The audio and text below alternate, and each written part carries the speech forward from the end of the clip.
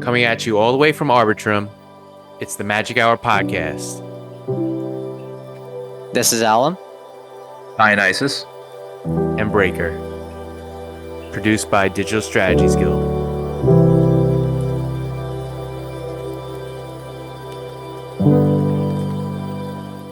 This year I attended NFT NYC as a member of the Magic Hour pod, with the intention of grabbing some soundbytes at the evening events, seeking everyone's experiences in the Web3 world.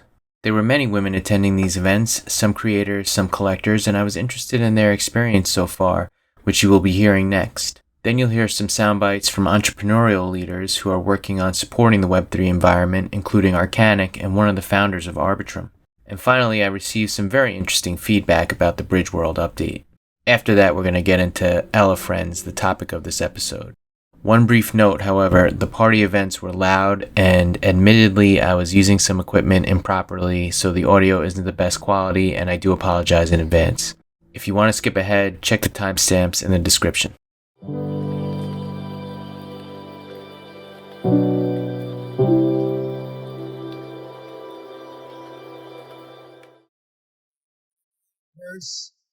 Party with String, the creator, and String, you're a female in the Web3 space, and I want to know, what has your experience been like, and what's it like being a creator? I love being a unicorn. What does it mean to be a unicorn? It's about being fearless. It's about being magical. And that sounds like woo-woo a little bit, but the thing is, there's so little females in the space. It's so easy to stand out. So this is an opportunity to be fearless, to stand out, to create your own path. And if you're the type of person who's too scared to stand out, don't worry about Web3. You can wait for the next wave or the next wave. And if you're fearless, if you love being a unicorn, if you love being magical, this is the time. That was a wonderful answer. And I was going to ask, what's it going to take to bring more females into the space? But I think you already answered that question with your previous answer. It's so much fun. I think a lot of people get overloaded by technology, but that's where, if you don't think, you have to understand and have a self-awareness about where your superpower lies. If you don't have the expertise of technology, partner up with someone who does have that. You just need to know where your gaps are, because in the startup world, there's always a hipster, the hustler, and the hacker. And when you have all those three, that's pretty much a startup. And you don't have to do everything yourself. That's the thing about artists and creators and females. They think they have to do everything by themselves. Well, you don't have to. Thank you. I love that. Yeah, no problem. I'm String Story. You can follow me on Twitter. She's also the co-creator of Cuteverse with String, who we just heard from earlier. Sin, can you please tell me about your experience in Web3 and what it's like to be a female in a space that's really dominated by males right now? I think initially when I first started, it didn't really have a vibe of segregation of female or male, because female were using guy avatars, guys were using female avatars, but as we were moving along, I feel like there are more women-led projects and more representation. And why I like Web3 is because I feel like everybody has a chance of creating, of using their passion and their talent, and no matter if it's in photography, fashion, code, whatever it might be, there's always a space for everyone. And what are you most excited about being here? I think the people that I meet along the way, the relationships that I've grown to have, and the friends that I've grown to meet, the people that I love, I think they are the most precious thing or precious part about this journey. I have to agree with that. Anything else you want to share? Yeah, I think most important, is just to have fun in Web3, because fun is what really drives the difference between what is actually the motivation of leading Web3. I feel like if you're not having fun and if you're not, doing what you love, I feel like it's just something that will be more of a burden versus something that you look forward to every day. Jessie from Cuteverse, she's a creator. And Jessie, can you please tell me a little bit about your experience in Web3 and what it's like creating an NFT project? Well, first of all, hello everyone. I don't know if this is going to be like a podcast or something, but anyways, It's been like super fun. I think like, I love to draw and like do art stuff. I've been illustrating probably my whole life kind of vibe. And I'm just doing what I like. I think in terms of like my experience, majority positive. Not much to it. In terms of like inspiration of how I got started with this project, it was actually I saw this little meme of like this cat sitting in like a transparent bowl, and then I was like, oh my god, this is like the cutest thing ever, and I was like, okay, so I did I added a little spoon to it for like composition wise, and then here we are. Damn, it's been like a long journey, but also like super short. Awesome. And so what's next for Cuteverse? So right now, we have our real life events which we are at right now, and then we have also our merch coming up.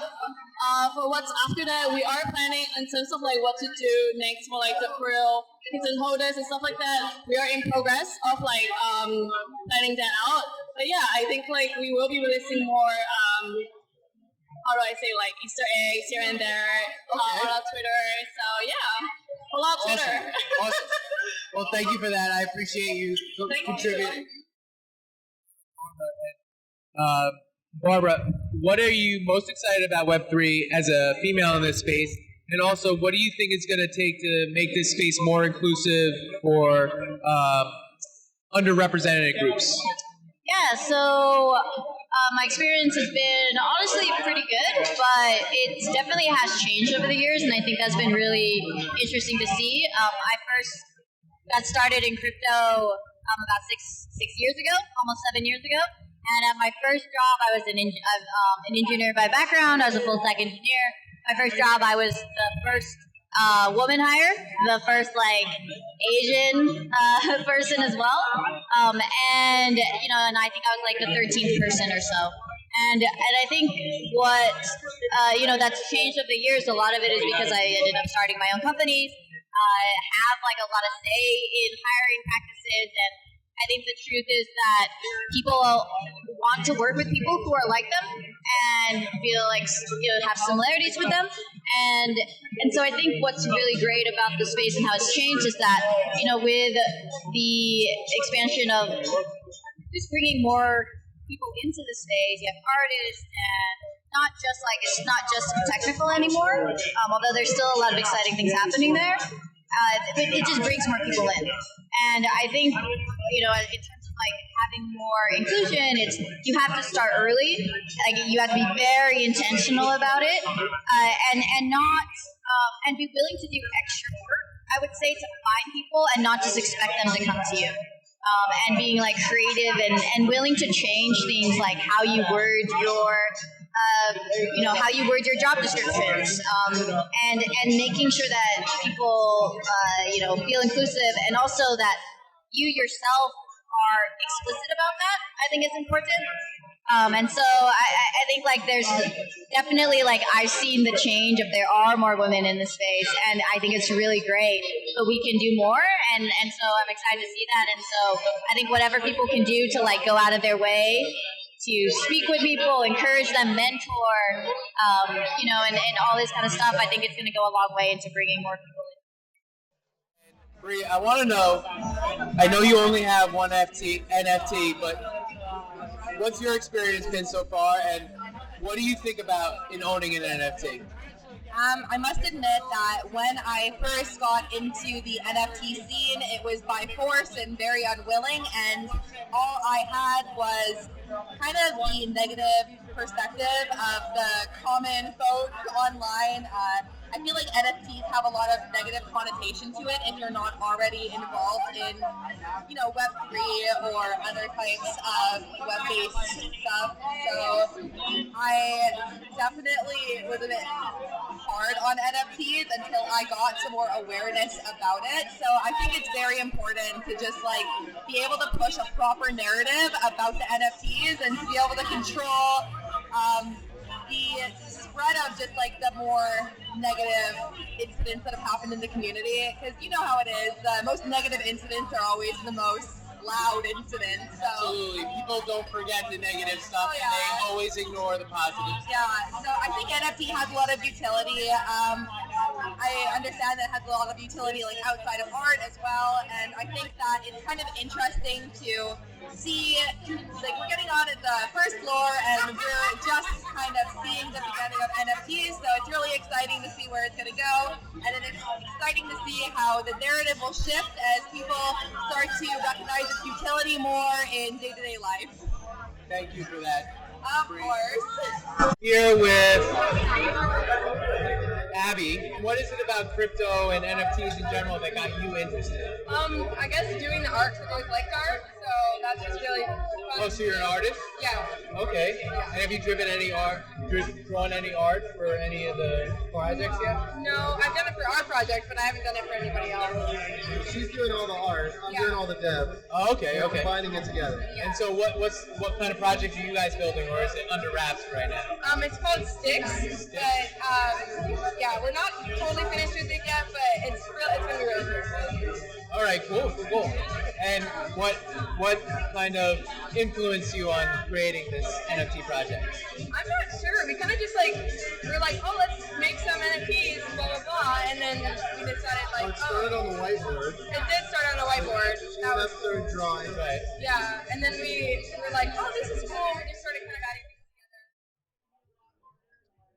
I'm at the small party here with Lauren.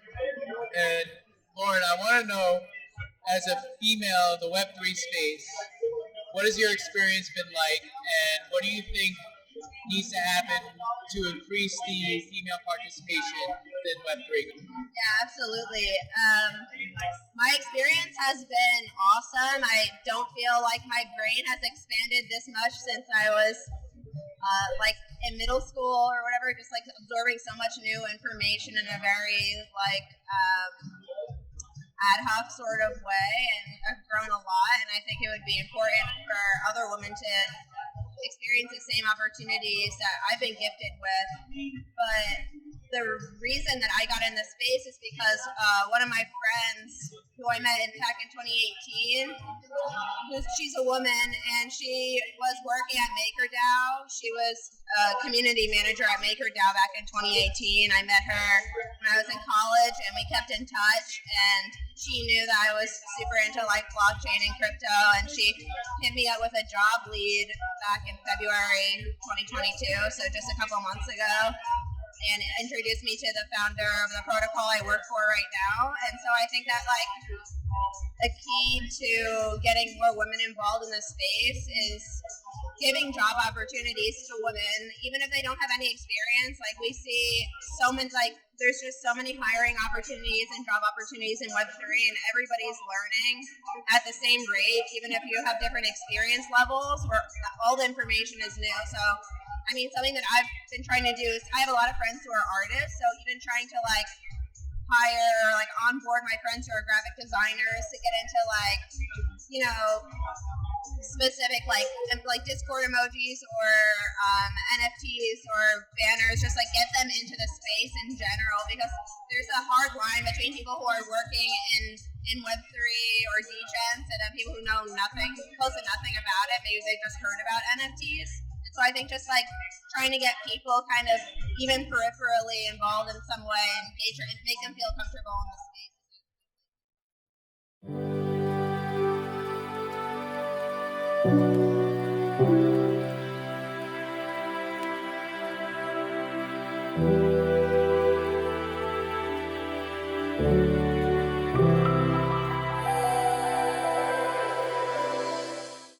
Here with Archanic, who arguably is one of the more popular people in the space. And Archanic, I want to know, what are you most excited about in Web3? Yeah, I'm excited about the whole ecosystem, how it's panning out, how Web2 people or institutions or enterprise are actually getting into Web3, are wanting to kind of get a pie of it. And there are big institutional players who have kind of invested not just their time, not just this thing, but they're also helping Web2 enterprise projects to kind of get into Web3. So that's a big thing, and I'm really looking forward to kind of working with some of those players too. Absolutely. And How's your experience at NFT NYC been so far? Yeah, so far it has been great. We've connected. So we are a data provider. We basically provide an API which helps like different projects with connections, with like building the API, building applications on top of different blockchains. We've indexed 40 plus chains. So more than 40% of the sponsors of NFT NYC are actually our customers. Oh, wow. So it was a great opportunity for us to kind of really spend time with these customers and like learn what their goals are, what they're wanting to do in the next few months. Here with Constantine. He's from, well, I won't tell you where he's from, but Constantine is very big into the streaming industry. And Constantine, what are you most excited about at the intersection of gaming, streaming, and Web3? Hi, I'm Constantine. I'm the co-founder of Uncanny GG. We've turned streamers into broadcasters.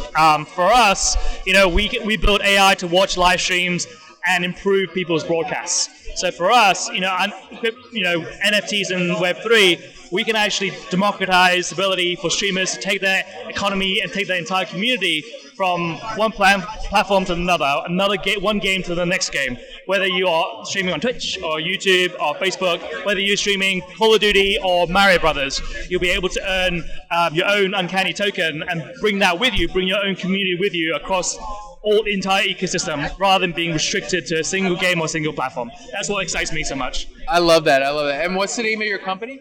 Uncanny GG. Uncanny GG, all right. And I'm here with Ed from the Arbitrum team, one of the co-founders, which is pretty exciting in its own right. And Ed, I just want to know, what has your experience in Web3 been like, and what can we expect from Arbitrum in the future? Well, for us, Web3 is all about what we're building to enable people to build all kinds of different applications, right? We're building the vehicle, and the community is figuring out where to take it. So we're continuing to build that out. We're continuing to build up scale, drive down cost, drive up scale, and just to enable our community to do the coolest things. Awesome. And when you got into this, what brought you into this space? What wanted you to get involved in this? Yeah, I started out as an academic, actually. I got super excited about smart contracts and what was going to happen. You could see Web3 in the distance, but could also see this big problem with scaling and fees that was going to develop. So I got excited about trying to solve that problem. Okay. First as an academic, theoretically, and then once we had a solution to turn it into a real thing that people could use. Love it. That was the birth of Arbitrum. Amazing. And I love Arbitrum because what I like most about it is that you can bring Ethereum over and just interact with smart contracts. Once you have the Ethereum over there, you don't have to change it into another token. And I know that everybody's always like, when's the Arbitrum token coming? And I'm like, they don't need one. It's superfluous. Well, we don't need one, and right. ETH is always going to be the native token on Arbitrum because that's what people want, and that's what is easiest for people to use. Absolutely. And so I have one more question. I understand that there are going to be some updates coming soon to the Arbitrum network. Yep. Can you tell me when we can expect some updates like Nitro or reduction? Well, we're not saying dates yet. Okay. But it's not going to be too long. Okay. You're going to see, I think, two things happen. You're going to see us upgrade our Rinkeby testnet to Nitro, kind of like our version of the merge. We're going to do it first on testnet, then we're going to do it on mainnet.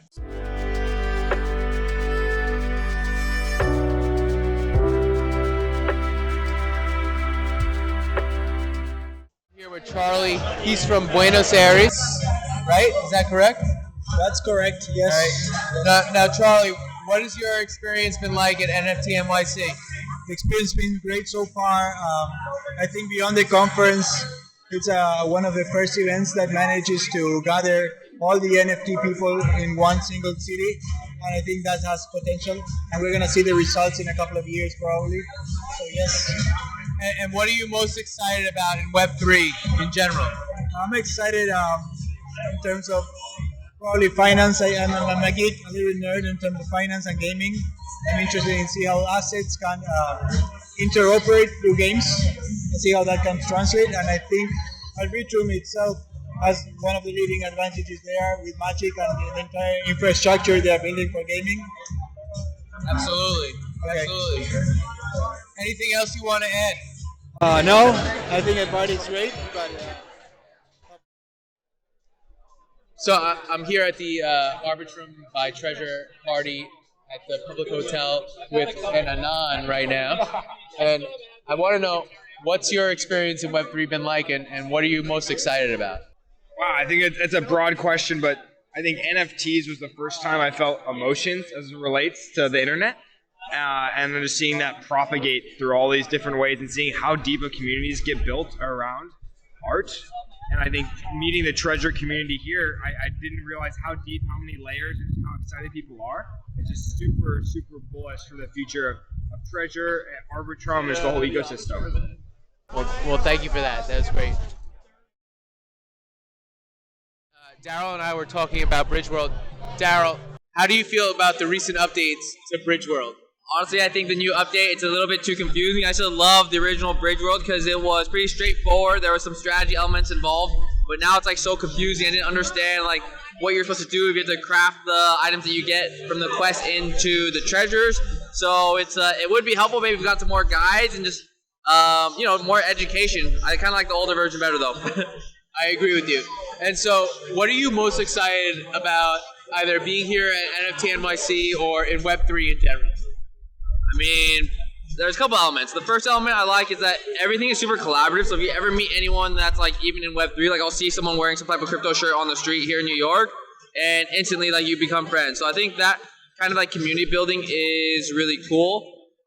In terms of being here at NFT NYC, I think it's just cool to see the growing adoption. In the beginning I used to just say it's like hardcore crypto people, and now I'm starting to see more and more kind of like your casual friend who's like going to like Ape Fest and going to all these events and like learning about the power of NFTs. A lot of people are starting to ask about like what's the whole purpose of crypto and Web3. So it's kind of it's piqued the general population's interest, which I think is good to kind of help bring on mass adoption in the long term.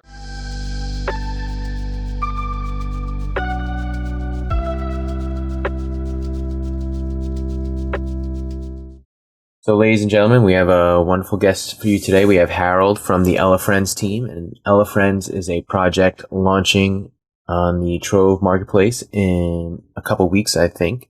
But Harold, welcome to the podcast. Thanks for having me. How are you guys? Doing well on a Sunday. It's good. So, we're just going to get right into some of the questions, but what we always like to start off with is, how did you discover Web3 and what drew you into this ecosystem that we all like to participate in? Yeah, definitely. I mean, I was a late arrival by all accounts. So basically, before December, my day job was working as a business intelligence officer for a large social work program in the UK. But in December, I got COVID. So I had like 2 weeks isolation time kind of to entertain myself. And I've been hearing a lot of stuff about NFTs in 2021. Sort of used that time to look into it a bit more. But I did tell myself I wouldn't go down that rabbit hole, but here we are. We're all here right now. But I was drawn into the kind of the NFT collection projects more than there was a lot of stuff about digital art, like standalone art pieces and stuff. But I was definitely drawn to the format of collection projects a lot more because it sort of reminded me of like trading cards when I was a lot younger, and like the whole excitement that came with that. And the weird thing was that it was like a similar set of skills that I was using back when I was 8 or 9 years old to assign value to the trading cards that I'm also now using to, when you're going through collections and you're thinking, oh, this one looks rare, this one looks valuable. So it kind of felt like natural and instinctual. So that was my journey into Web3 not long ago, and it all happened kind of very quickly. But yeah. Now, did you know about crypto before you had kind of started looking into NFTs? Yeah, I knew about crypto. So I was dabbling with Bitcoin, kind of not really knowing what I was doing with it, but just viewing it as a bit of a blue chip, so just throwing money at it and then just letting it do its thing. I'm never one to make out like I'm some financial expert, not by any means. So I just like throwing money at investments and leaving it, not looking, and then, you know, coming back in 3 months. So I was doing that with Bitcoin, and then so like the whole space I kind of understood, but it was more the NFT aspect. I think, you know, having not researched it properly before that, I was still a bit in the dark. So it was quite a long time before I made that jump. Yeah.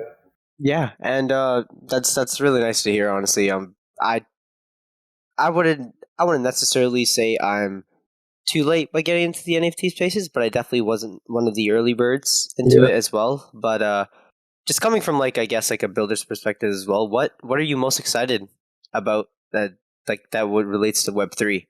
And you can even say that from a builder's perspective, or, you know, just as a common user of Web3 itself. What really just gets you going, honestly? Yeah, for me, it's definitely like the DeFi game and the play to earn aspect of everything. I think it's still very early days, but then the application of like play to earn, you know, that technology in the future, you know, kind of allows for video games, which are, you know, more often than not considered like an unproductive use of time, you know, to finally be a good way of spending time. Which I think, which like a lot of people that play video games, that's like the bane in their lives, like family members saying, oh, you spend too much doing that, like, you know, you could be doing something productive. So maybe this gives the video game community that cop-out. But obviously at the moment, you know, like the games are very primitive, and especially, you know, around the treasure space at the moment, the games are kind of mirroring that from like the, you know, early Nintendo era. But, you know, as time goes on, I think with the quality of the play-to-earn games gets a lot better, and especially if a lot, you know, bigger production studios and stuff are getting involved. I think, you know, once, for example, we have our first VR play-to-earn on Arbitrum or something, I mean, we're talking a few years away here, but, you know, when that would pique a lot of interest, and I really do think there's going to be a boom specifically in the play-to-earn space. So, yeah, for me, that's what I'm most excited about, because obviously it comes with like the utility and everything, and at the end of the day, games are fun, you know, whereas I feel with a lot of NFT projects, you know, you just kind of got this conceptual thing in your wallet that a lot of the time just sits there, but then being able to like actually use it, for me that's really exciting. So. No, I couldn't agree with you less, honestly. I feel like definitely just it all just comes together and just kind of bridges on, you know, just like being on the computer all day, and then exactly, you know, what people love doing or just playing games on the computer as well, whether you're a PC gamer or just, you know, a video game advocate itself. And then, you know, actually, as you're saying, providing utility towards it, you know, making something out of it, whether that's, I mean, in most cases now it's you know, end up making money out of it as well, but, you know, just building something that could be bigger, and, you know, also correlating itself to the future of Web3. So it's definitely could be something bigger than what it is right now within the next coming years as well. Definitely. And I think, like, you know, as a way of kind of explaining to people as well, you know, the big question for, you know, 90% of the general public is like, what is an NFT and what does it actually do? I think when I've been explaining that to people, using the analogy of DeFi gaming has been the best way for it to kind of click for them. Whereas if we're just talking about, like, I don't know, a standalone artwork, even though like the principle is the same, it doesn't seem to click with them as much. You know, you always get the people like, oh, well, I can just take a screenshot. You know, it's like, yeah, you know, you go over that point so many times. It's like, yeah, well, you could take a picture of the Mona Lisa, but you don't own it, kind of thing. So it's a lot better way that I find making the NFT thing kind of click with people through the gaming analogy. So yeah. Yeah, and I agree with that too. And I also think too, it's like depends on the audience. You know, some people understand games. Another analogy I always like to use is like the deed to a house is technically an NFT, right? Yeah. But, you know, coming back to Web3 and NFTs, and, you know, what is it about the Treasure and Arbitrum ecosystem that made you guys want to join this one and build on it? Oh, damn. Where do I start? Well, so obviously the project itself, I think, started in, you know, October, November time, whereas I kind of made an entrance at about December personally. I mean, I can sort of answer this question in two ways. I kind of do like how I personally got here, and then a bit about how the project kind of chose Treasure. For me, obviously, like in December time, I was like really active on NFT Twitter. And obviously, being it was the end of the year, you got a lot of people posting their, top picks for 2022. And the two that were like almost exclusively on everyone's list at the time was Jewel and Magic. Everyone's, tipping them for a strong 22. But became like way more intrigued with Magic because of the Nintendo analogy that everyone kept giving. And I was like, yeah, this is really smart. And then I think it might have been early January, there's a YouTuber, I think he's called Giancarlo Buys Tokens or something. He's like a YouTube crypto analyst. So he does like a 20-minute video. I think the title was like, Why People Were Going All In on Magic. And then personally at this point, I'm completely sold on the whole thing. And since then, for me, it's just been Magic, treasure, trove, Again, the Nintendo analogy kind of, for me, I was like, yeah, this is filling a void as like a one-stop shop for DeFi gaming. Especially as it kind of underpinned like this interconnected ecosystem with a single currency. And you know what? By January, I'm pretty much a delusional moon boy. I've fallen in love with the community. I mean, in general, like it's an incredibly strong community, and I'm lucky that it was kind of like my first one that I landed on because I don't want to leave. And then people that have kind of peeked their heads into that ecosystem are like, wow, this community is amazing. It's probably one of the biggest assets going for, the treasure and or Arbitrum. So yeah, as well, obviously you got things like gas fees. When I was looking on the mainnet, I mean, Jesus, I was just thinking how what is the economics behind this? I think I tried to buy into, I think it was Invisible Friends. Big regret not buying into that, but it was just for me. It was the gas fees. That it was looking at like $900 gas. And I can't remember how much. It's super expensive. It was silly. And I can't remember how much the mint was.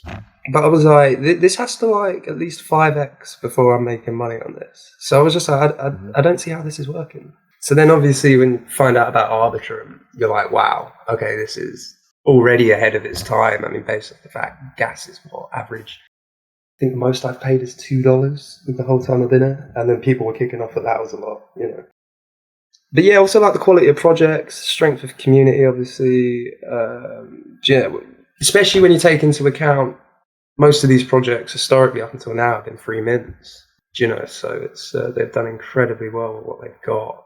The teams aren't motivated by quick money as such. When you've got a free mint model, it's very hard to do a rug pull if you like. So yeah, or very easy because you don't owe anybody any. Well, yeah, there's that, yeah. But I understand what you're saying, and I was just making a joke there. But yeah, that makes a lot of sense, and it is a very strong community, if evidenced by a lot of the fun people that I met at NFT NYC this past week. It really is a tight-knit community. Yeah. But I mean, I'll just add to that in general, those kind of reasons are pretty much, where we've been talking as a team at Elefrens. It's pretty much the same reasons why they chose the ecosystem. Obviously, like, I guess the problem that Treasure solves is obviously it's got that currency, so you haven't got to build out your own currency. It kind of gives you that, solves that problem for you. So yeah, I think that was motivations, like personally and between the project as to why Treasure. Thanks. Yeah, no, makes sense. And honestly, I want to talk more about Elefrens and what you guys are doing. So why don't you just tell us more about Elefrens and how you guys came up with the idea? Yeah, sure. So like I said, I wasn't around there at the conception, but obviously it started in October. So Redto, who's our founder, is an entrepreneur from Germany, and he's been like massively fond of elephants since he was a child. So he'd been in the crypto space for a few years, and then the idea kind of struck him to make like a free mint NFT project, which could, have like charitable causes that it helps, basically to protect the elephants, other wildlife animals, like raising money from auctions, royalty fees, the fact now it's a partial paid mint, in-game purchases, basically just to donate to non-profit wildlife organizations.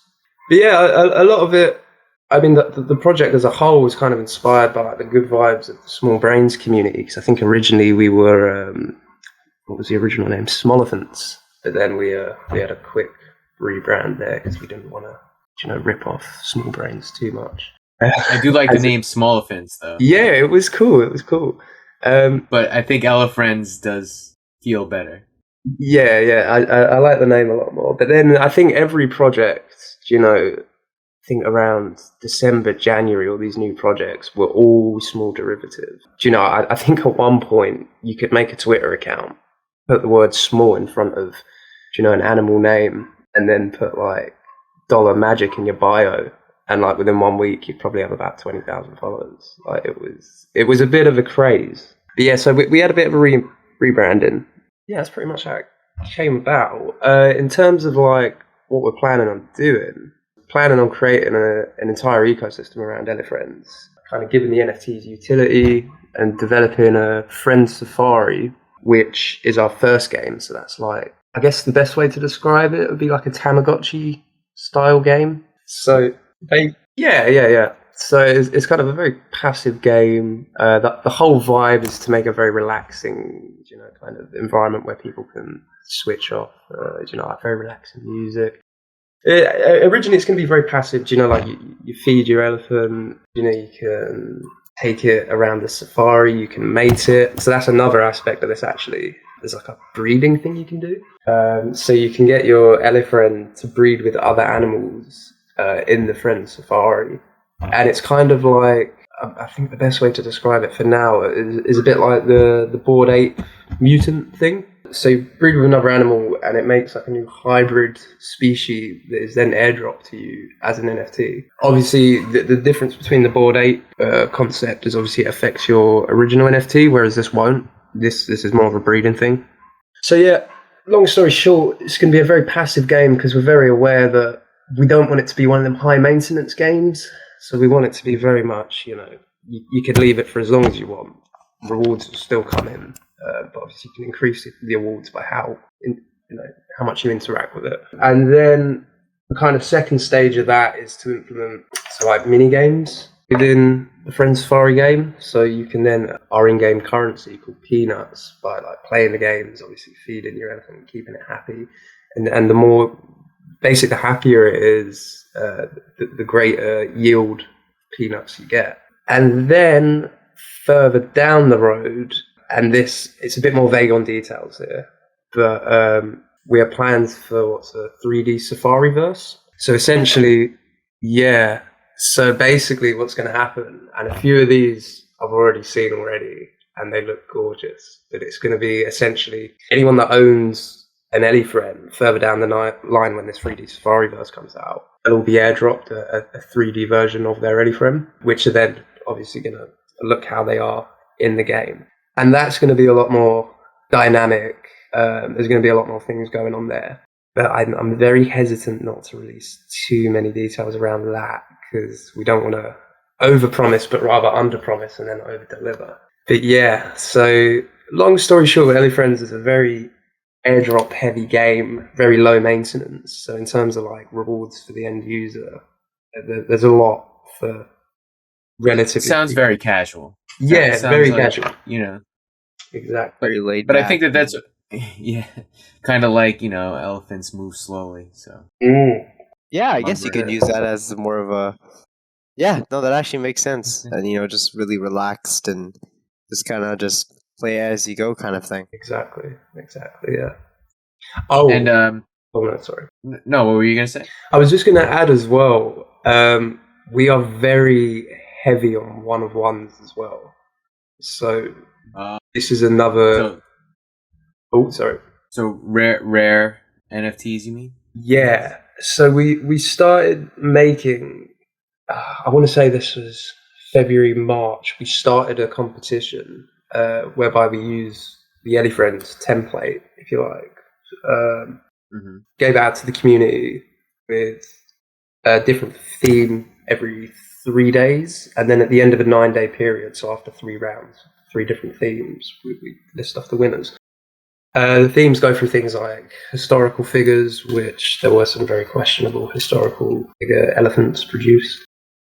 We had like cartoon characters, video game characters, and then obviously the ones that we're using in the collection, we awarded the people with a whitelist. And then as a result, since then, we picked some of the best community members to form a small art team. So we've got a team of 5 now. We produce about 20 to 25 of these each week. So, I mean, this has been going on for some months. So long story short, we've got about somewhere between 250 to 300 one-of-ones. And they're all, like if we were to have counted every submission we ever had, we'd be talking about 2,000. So these are the best of the best picks, basically. And what's the total collection size? So we're on 5,555. So it's around 5, 6, 7% will be one-of-ones. Cool. And do you have a mint date yet? Mint date, again, it's probably going to be a couple of weeks. I don't want to put an exact date on it. We were originally going to be going for late June, but obviously with market conditions and stuff, we thought we'd give it a little while. And there's some stuff in the background that we're still working on. So it's definitely almost 100% looking like July now. I mean, well, it's definitely going to be July now. But just... Yeah, I mean, we're 4 days away from July. So yeah, it's likely going to be mid to late July. But yeah, I don't want to commit a date because I don't want to disappoint anyone in case we have to push it back. But it's one of them ones, we've never formally released a date because it always pans out as a bit of a trap. If you do that, you end up rushing things. I mean, already within Treasure, there's been some spectacular disasters, games that just were not ready, and it's essentially killed some projects already. Again, I don't want to name names, but I think maybe we all know what we're talking about here. But yeah, so we want it to be in a perfect position, especially because of the market conditions. We don't want to release a dud game in a bad market because that's just a recipe for absolute disaster.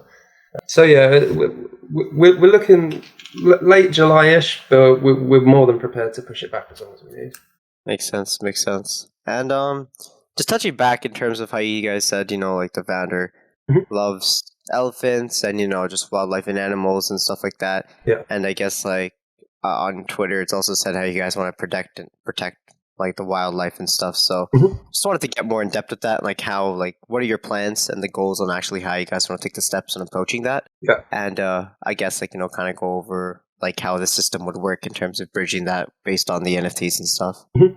Yeah, no, definitely. So I think I loosely touched on it a little while ago. So there's a few different kind of, if you like, revenue streams in which we're going to be collecting donations to go to non-profits. So it's more or less going to be like a flat percentage of things like emissions. We'll be doing auctions, royalty fees. Obviously, we've got the partial paid mint. So again, a fixed rate of that will go straight to our charity partners, in-game purchases as well. So, for example, one of the auctions that we've got upcoming is, as these one-on-ones we were talking about, we've got our artist team to make superhero ones for each of the charity partners. So I think in total we've got like 2 for each of our partners. So we've got 3 partners in total, plus 1 bonus partner, if you like. But yeah, so it'll be a number of streams. I think the exact numbers are still to be worked out. So things like the auctions, like 100% will go to the partners. But in terms of like royalty fees and stuff, I think that's still yet to be decided. But it's going to be a significant portion. But it's nice because it's kind of like that unique intersection between private investment and charitable action. So kind of that middle ground of personal financial interests and doing things in the interest of the common good. So yeah, I mean, just by owning an Elefren NFT, if you're like the most passive gamer and you're checking in like once every 3 months, for example, if you're staking for 6 months, you're helping endangered elephants without even knowing it.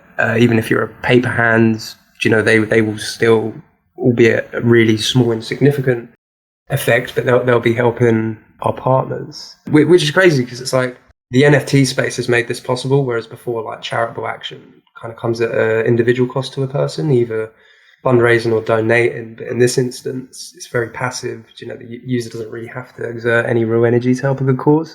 So I think Elefrens in general was kind of part of that first wave of charitable applications that Web3 can offer, which, I think in the next 10, 20 years, NFTs might become probably the number one source of fundraising for charities. I think at the moment there's like a massive trust issue, but then you've got some organizations that help bridge that. For example, I forget the name, The Giving Block, if you've ever heard of them.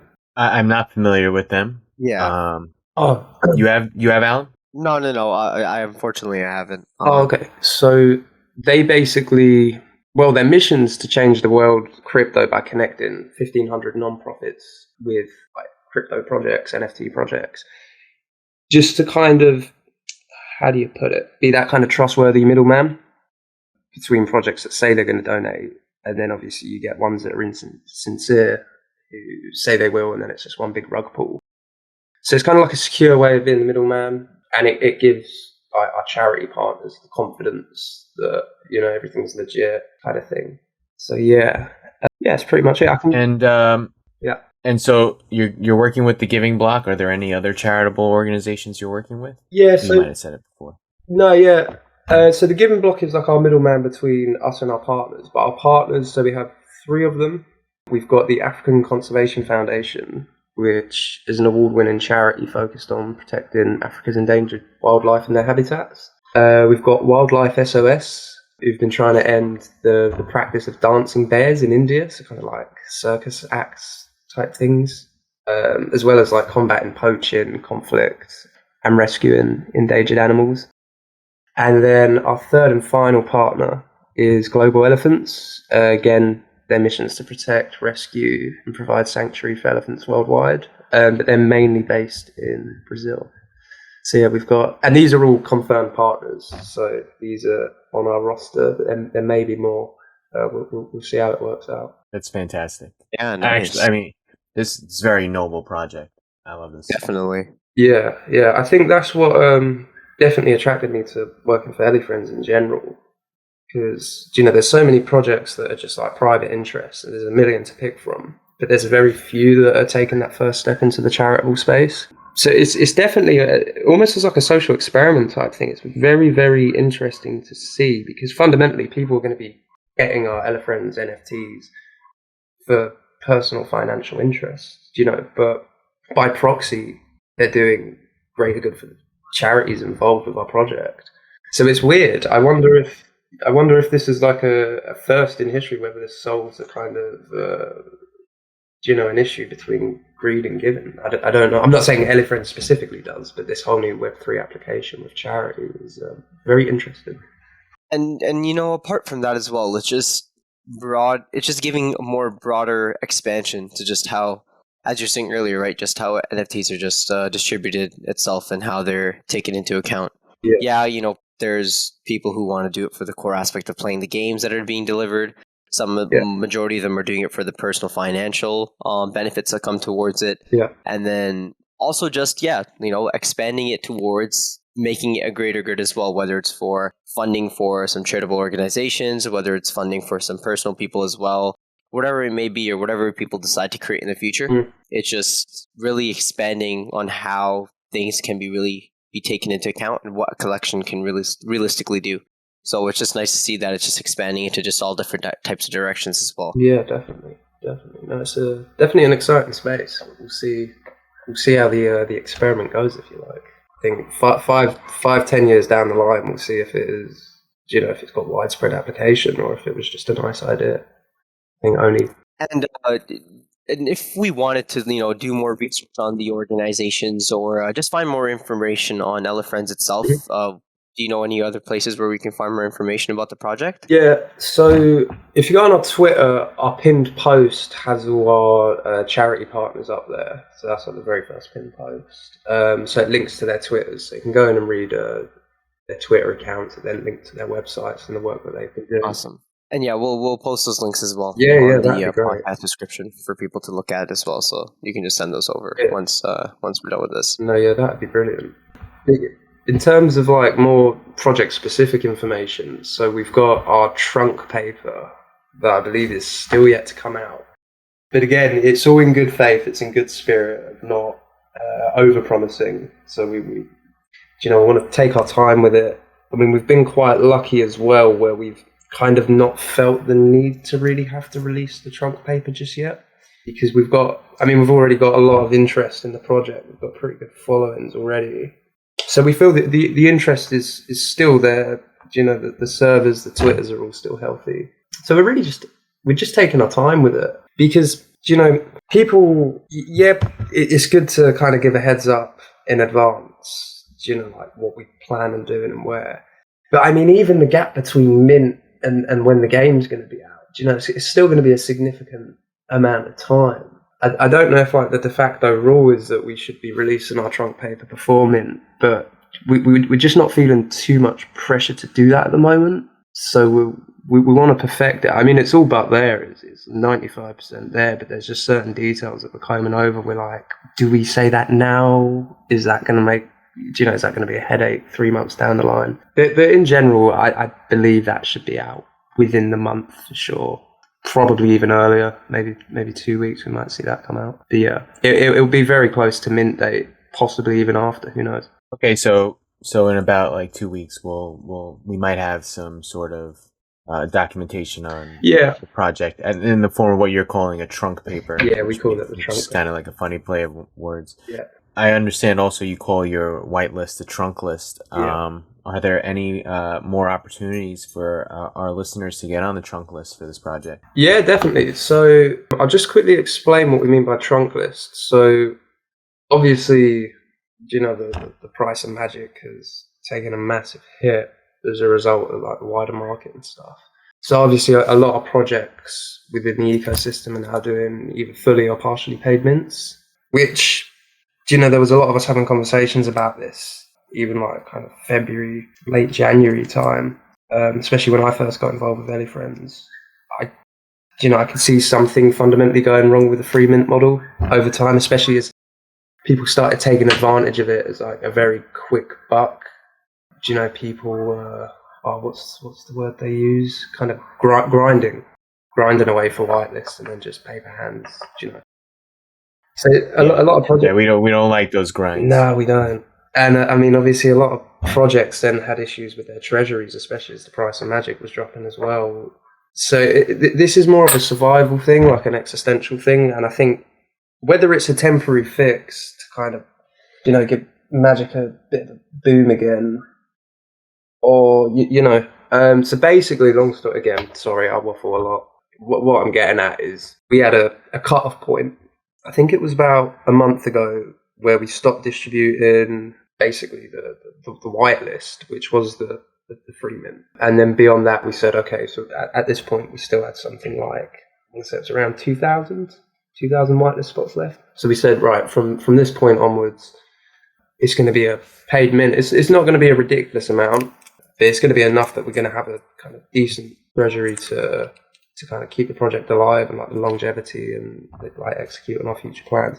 So anyway, back to the original question. Sorry, we've got around 1,000 trunk list spots left, and at the moment we're doing really, really big giveaways on Twitter. So really blasting through them. So Twitter is the best spot to be able to like get on that trunk list. Yeah. So Twitter collabs, definitely. That's where we're doing really, really big ones. We've got a big collab coming out with, I believe it's LifeDAO. I think that should be coming out within the next week or two. So that'll be 100 whitelist spots, or trunk list spots that they're giving away on our behalf. So that'll be the next big one to keep an eye out on. But no, there's really, really big competitions at the moment. That's awesome because we've been talking with the LifeDAO team too. We're going to have them on in a future episode. Yeah. No, them guys are really good. They know what they do. And there's a lot of hype on LifeDAO as well. Albeit, it's I don't think they've been too specific on actually no, to be fair, they have been quite specific. I'll take that back. But no, they've been really good. They're very good to work with. Yeah. That's awesome. And just another question, I guess, more so of the background and just how I guess other projects performed in the past. Has the team worked on any other previous projects in the past, or is this more so like the first project everyone's kind of culminating towards together? No, this is, I think for everyone on the team, this is the first project. I think. Oh, okay. Yeah, I think, so there's about, I'd say our total team now, there's about somewhere between 30 and 40 of us. Wow. Oh, wow. That's So you guys quite got a a big team. Yeah, that's a big team. Yeah, I mean, Jesus, we've got the 4 founders. We've got a whole dev team, a marketing team, artist team, mods. Jesus, mods. There's like 10, 15, 20 mods. But yeah, it's a massive team. So a lot's happening. But then, I mean, with the kind of things we're looking to execute down the line, I mean, truthfully, the team's probably going to grow to maybe 50, 60. But yeah, in terms of like founders and stuff, obviously I think mods a lot of them have worked on previous stuff. But I think with the founders, this is their first go. And I think they're in the right place for it. I think they've landed pretty well to, be doing their first project in the Treasure Arbitrum. Exactly, yeah, definitely. And, it's being their first project. That being on Treasure just really helps for new builders too, right? Helps them give a really good starting foundation and just a good platform to just start off with, to be honest. So I feel like it's a good place for people to really try and put out their best work that they can right at the beginning. Yeah, exactly. And I think as well that the great thing about the Treasure space is it's so accessible to reach people, in quite relatively high places within the ecosystem. Everyone kind of wants to help, whereas, maybe on L1 it's a lot more difficult to, talk to people who are running marketplaces and stuff, whereas definitely Treasure are so like welcoming with open arms that it just makes life fantastically easy. So yeah, we're building a nice little home for ourselves. Exactly. Yeah. Or a neighborhood, if you will. It is, and it's a good neighborhood to live in. Definitely. It is for sure, and I love what you're doing because I think you guys are one of the first charity projects that we've spoken to on this pod, and I think we want to do more for sure. I heard about Treasure Dad and his small wishes at NFT NYC, so I want to talk with them in the future. But I'm glad to have you guys on. I think we definitely need more of this because this is what we need to be thinking about, what we need to be focused on. Yeah, definitely. Harold, is there anything else you want to share with the audience? Again, this is the part of the show where I normally get myself in trouble, so I might keep loose. Well, let's just say on the podcast we don't hold any of our interviewees back on whenever they want to release alpha. So you can go off whatever you'd like. Honestly, maybe I've already overshared. I don't know. This is the risk I always take. I don't know where the line is. I think, to be honest, I do think I've covered everything, even at a push. So I think for now we're good. I'd just say to people, obviously stay active on our Twitter, because especially if you're not already whitelisted, like we really are going crazy on the trunk list spots at the moment.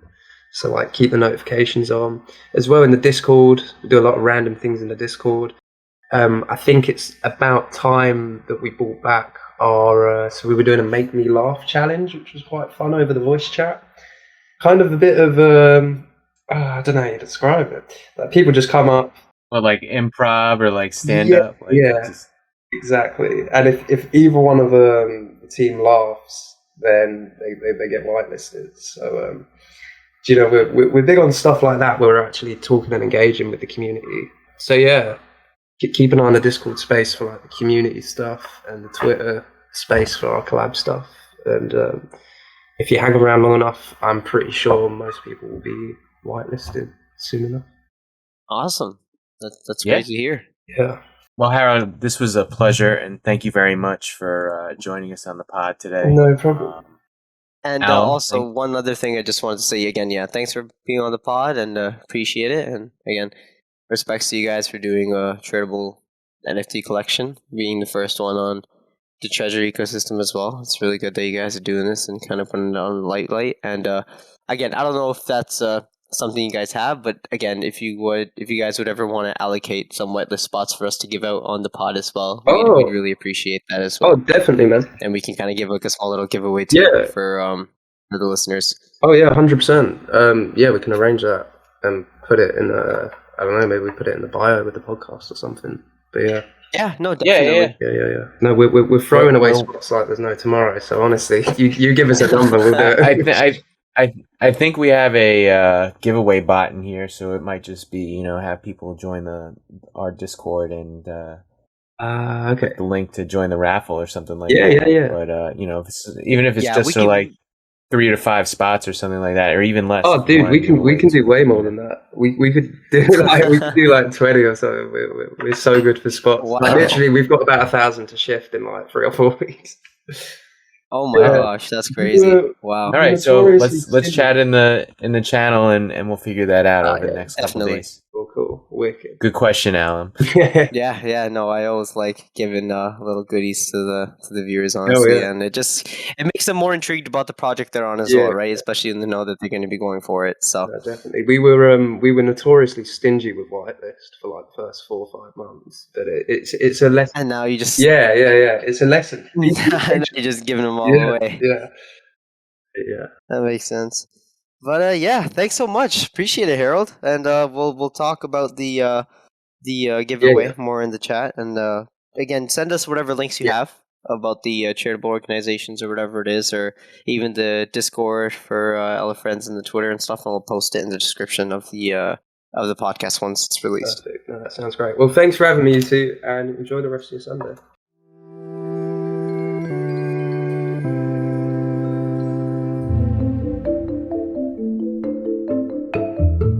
And that concludes another episode of Magic Hour, friends.